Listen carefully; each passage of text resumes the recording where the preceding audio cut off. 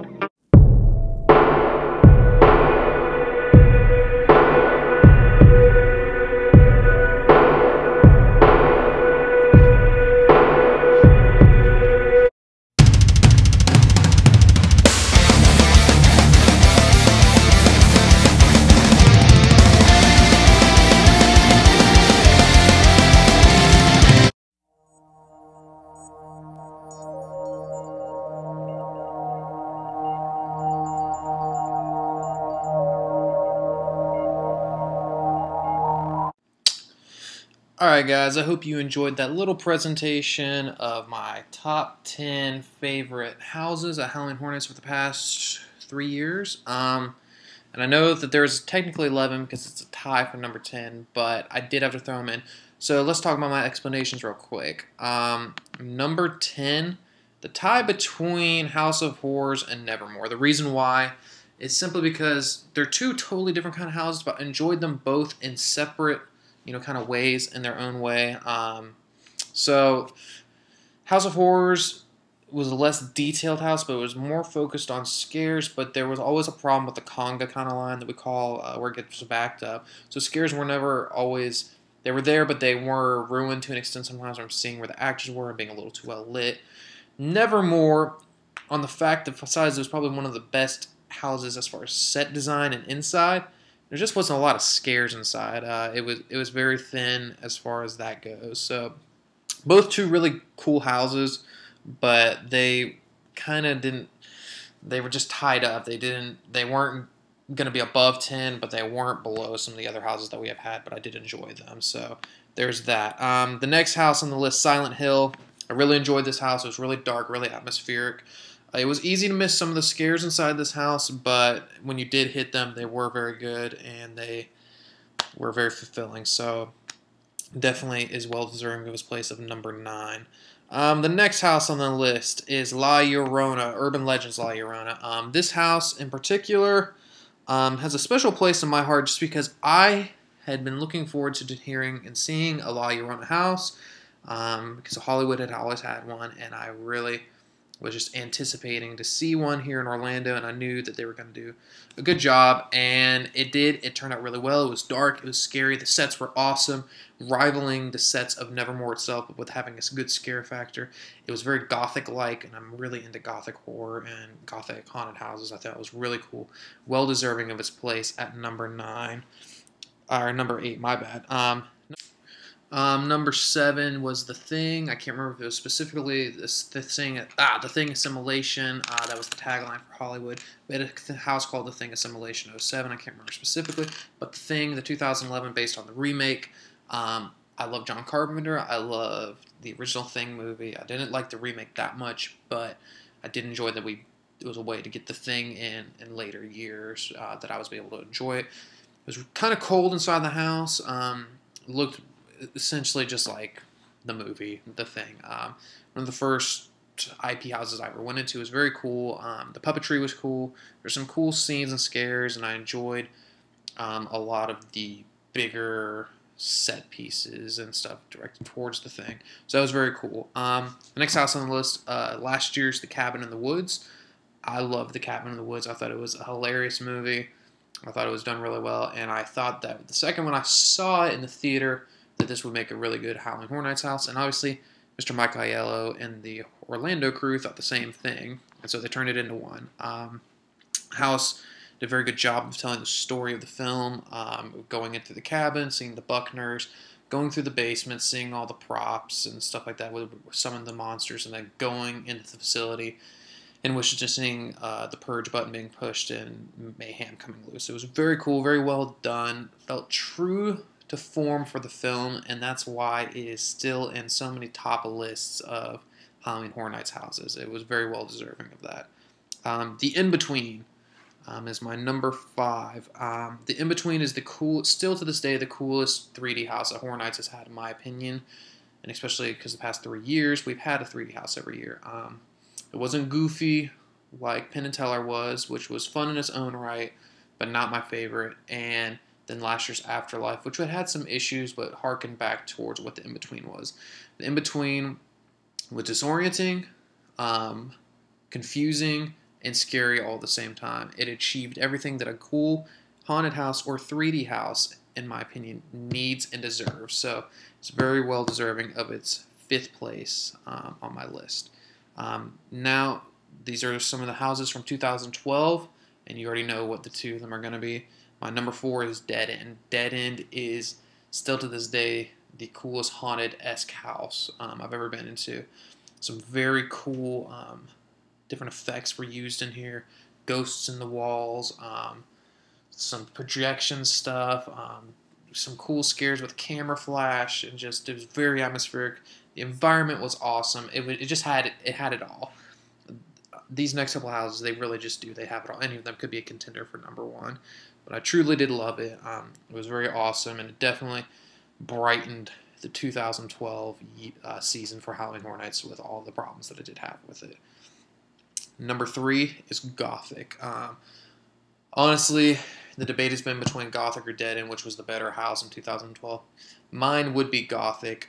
Gothic did have a problem of if you had to hit scares at the right moment, and that only if the full cast was in there. I happened to do it. I came the second week of the event, and we did it really early on, and we hit the A cast, and when we went through, and they were just on point. There was a scare in the house that involved like 2 or 3 hunchback, like a Notre Dame guys, and coming at you from different directions. I got caught right in the middle, and nothing in the event ever came close to that moment as far as fear factor. I really felt really scared in there, so it was very well deserving of its place at number 3. And the sets were they were insane, just as far as the scale and the build of them. It was just awesome. It was a great house to see, and for anyone that did miss it, I really do feel sorry for you, because it was a true visual treat. My number 2 house is Nightingale's Blood Prey. Blood Prey was the scariest house, in my opinion, at the 2011 or Halloween Horror Nights 21. It was a visceral house. You're going through the trenches of World War I and witnessing nightmarish creatures devour soldiers. It was intense, scary, gory, graphic. Everything that we like about Halloween Horror Nights was in that maze. The 2021, the season, there was some kind of, I guess it was what would end up being the nail in the coffin as far as all original content years. It was never that crowded, and this house, if they had been able to replicate this house and some of the other houses that ended up being weaker, It would have been a better year and a better season, but this house definitely sets the mark for all things original content, in my opinion. I still haven't been in an original content house since then that has been better, um, or scared me more so. This year's got its work cut out for him to see if any of the original houses will be better, but definitely is a very good house, and I look forward to seeing the Nightingales again at some point, whether in a skier zone or another house. So let's get to my number one. My number one is the infamous IP in American World in London.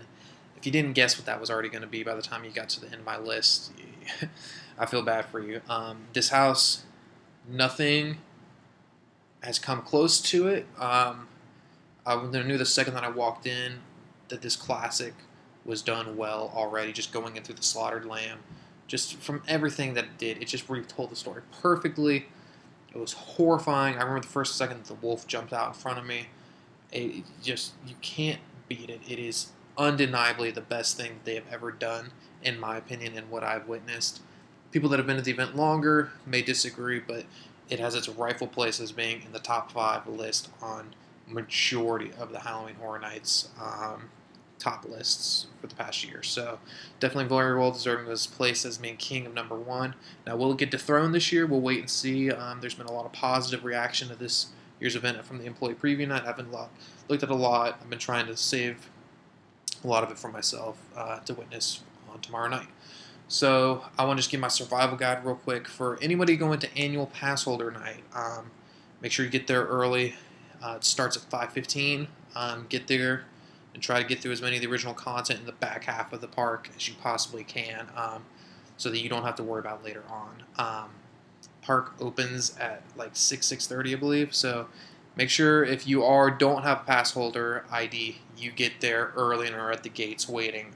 It's going to be crowded.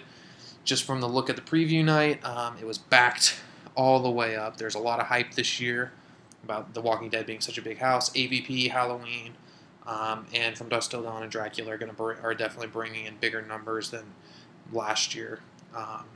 You've got some really big franchises there this year versus just the big franchise, which was The Walking Dead and Evil Dead and Resident Evil last year, obviously. And in my opinion, the IPs this year trump last year's and the year before. And probably this is the biggest IP year we've had since 2007. So get there early, absolutely. And for Hollywood, absolutely get there early. My survival guide for anybody that doesn't have an annual pass holder, head to the back first, get the back half done, and then try to, by the time the crowds go through the front and go through all the soundstage houses, once you've finished Halloween in the back by Men in Black, come back around, start at the first soundstage house, work your way up to the front, and then end at Giggles and Gore and the Disaster Queue. That's my opinion. That's your survival guide. Hit the scare zones, try to be observant and watch them. Just, there's a lot of stuff going on in Bayou of Blood and The Purge. Take advantage of looking and watching all those. They're really cool. There will be little shows. I don't know what the schedule for those will be. I'll find out tomorrow and on Saturday. But make sure you're there early and enjoy the event, guys. It'll be fun, but it's definitely going to be crowded, and be prepared to wait in line if you don't have an express pass. So this is HHN Trogdor signing out, and I hope to see you guys later. And if you see me tomorrow or on Saturday, make sure to say hello and say hi.